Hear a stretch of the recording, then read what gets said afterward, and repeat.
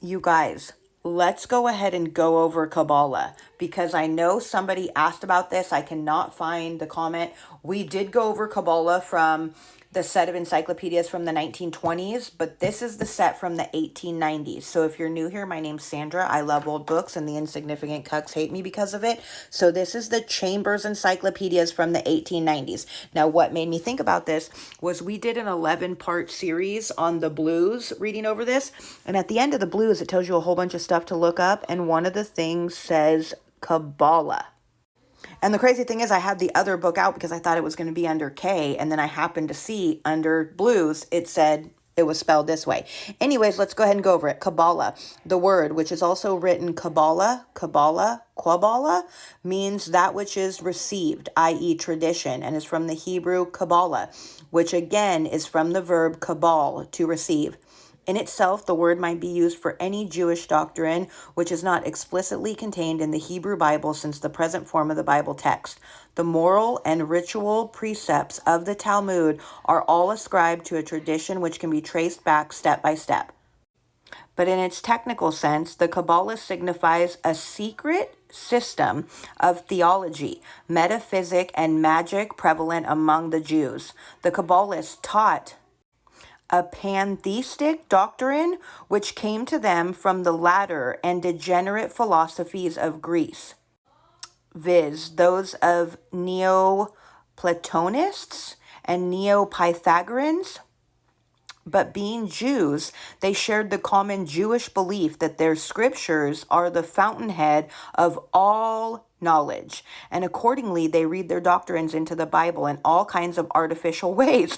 Oh my God, exactly like I fucking said. Especially by the mystic significance which they attached to numbers and the advance they took on the fact that each Hebrew letter also stands for a numeral. They held that their so-called science was both speculative and practical because of the knowledge of metaphysical laws were supposed to clothe the adept with supernatural power. Thus, like the school of Essens, like the Alexandrian philosophy, like Christianity itself, the Kabbalah sprang from wariness of the dead letter, from the reaction against the petrified Judaism of the rabbi. It substituted an immanent God, a God who is in nature and one with it, for the strict monotheism of Orthodox Jews. In the Talmudic treatise Shagiga, there is frequent mention of secret knowledge, and in particular of the cosmology called the Work of Genesis, and a theology called, in allusion to the opening chapter of Ezekiel, the Work of the Chariot. We are told that this knowledge is at once very sacred and very perilous, but no details are given. The authoritative documents of Kabbalistic doctrine are the Sefer Yetzirah, or Book of Creation, ascribed to Rabbi Akiba, who died 120 AD, and the Sefer Hazaher, the Book of Brightness, see Daniel 12:3, ascribed to Simeon ben Jokai, a contemporary of Akiba's. The real dates are very difficult to fix. A book with the title Yetzirah is mentioned in the Gemara in the 5th or 6th century, but by Sadia in the 10th. Possibly the book intended may be substantially identical with that which now bears the name. Zohar, which refers to the Talmud, the Arab Empire, etc., cannot be older than the 8th century and is ascribed by some eminent critics to the 13th. Yetzirah is written in the Neo-Hebraic of the Mishnah, Zohar in the Neo-Aramaic of the Gemara.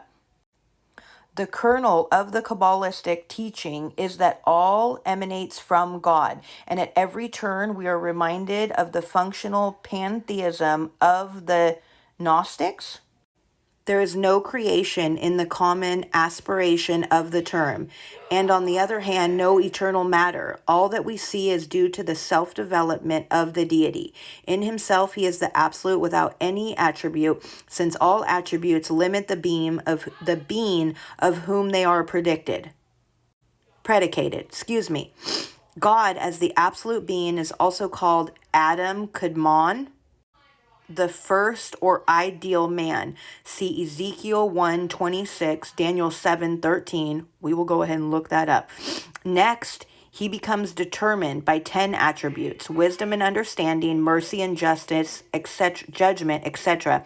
These are conceived as male and female, and they are formed into three triplets or trinities.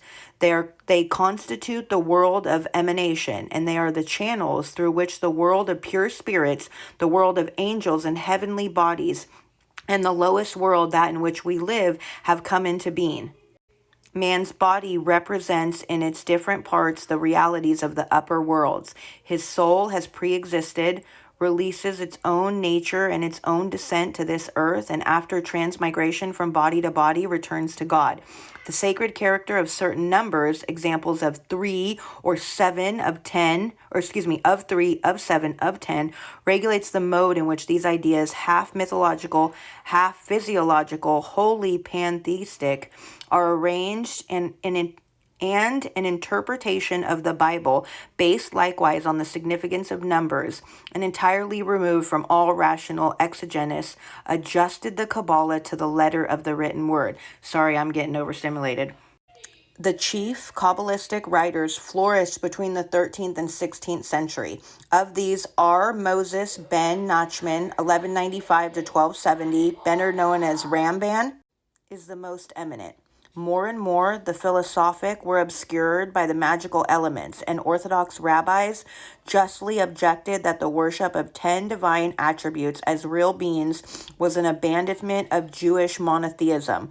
Further, Kabbalistic sects attached themselves to pretended messiahs, such as Sabbatai Zevi, born at Smyrna in 1640, the followers of Jacob Frank in Germany, 1713 to 98, and the sect of Chassidim, that's one of the words too, i.e. Pius, in Poland, were also connected to the Zoharites or Kabbalists. On the other hand, the resemblance between certain features of the emanation doctrine and the Christian Trinity induced some Jews to turn Christian and made Christians favorable to the Kabbalah.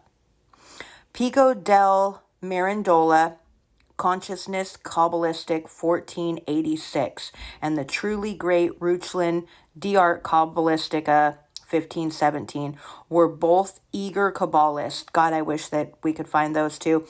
The chief Kabbalist writings have been done into Latin and expounded by Kor, 3 volumes, Salzburg, 1677. The chief monograms on the subject are by Freystad, Philosophia Kabbalistica, 1832, Frank La Kabbal, 1843, Ginsburg, The Kabbalah, 1865. See Talmud. We're going to go look up Talmud. We have not done Talmud in this book, so make sure to come back for that video.